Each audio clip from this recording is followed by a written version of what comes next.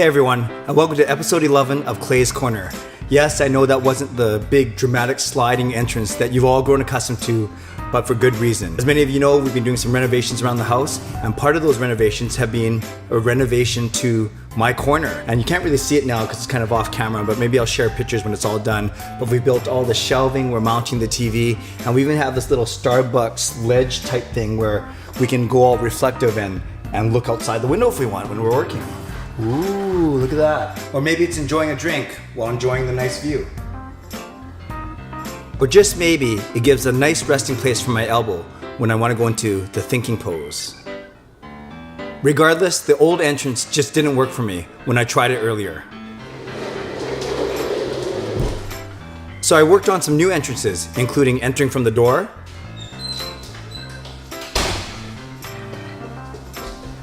but that took way too long. I tried the magically appear out of nowhere entrance from behind the couch, and even from right in front of the computer.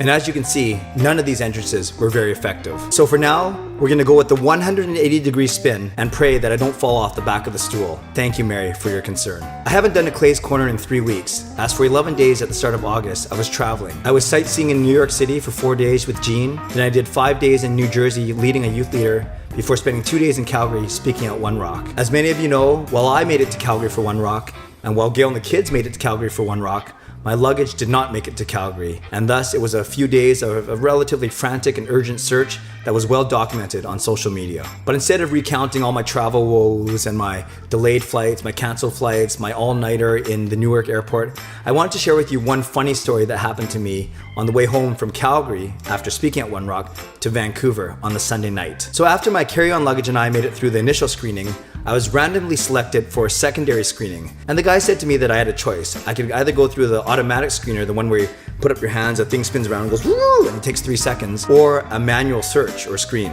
So I looked at the lineup for the machine screening, the one where you put up your hands, the thing spins around, woo, and it takes 3 seconds. And there were about 2 or 3 people lined up for that one. So I said to the guy, if I chose the manual screen or search, would it be you who does it? And in hindsight, I'm not even sure why I even asked that. It's not like I was hoping for a female screener. Number one, Gail would kick my butt. Number two, I think it doesn't work that way. I think guys screen guys and girls screen girls. So anyways, I asked the guy, I said, if I chose manual, would you be the one who does it? And he said yes. I said, fine, let's do that. And I said it matter-of-factly and without emotion. I saw the lineup for the machine screening, and I thought this would be faster. Needless to say, the guy didn't seem very impressed as he started. He rolled his eyes and asked me, are you sensitive in any area? So then I replied to him, do you mean physically or emotionally or mentally? He didn't think that was funny either. So about 20 seconds into this manual screening, I looked, and of course the lineup for the machine screening, you know, the one where you put up your hand, the machine goes around, woo, it takes 3 seconds. I looked at that lineup and there was no one in that lineup. So I said to the guy still searching me, I said, if I had picked automatic screening, I guess that would have been a lot faster, huh? And he looked at me without saying a word and just went like this. Well, to make a long story short, he didn't find anything. He sent me on my way, and I was reunited with my family at the gate as we waited for our flight home to Vancouver. After a stressful few days of traveling, it was nice to have a funny, more lighthearted moment just before I returned home to Vancouver with my family. Although I don't think the screener thought it was very funny at all. Thanks for watching.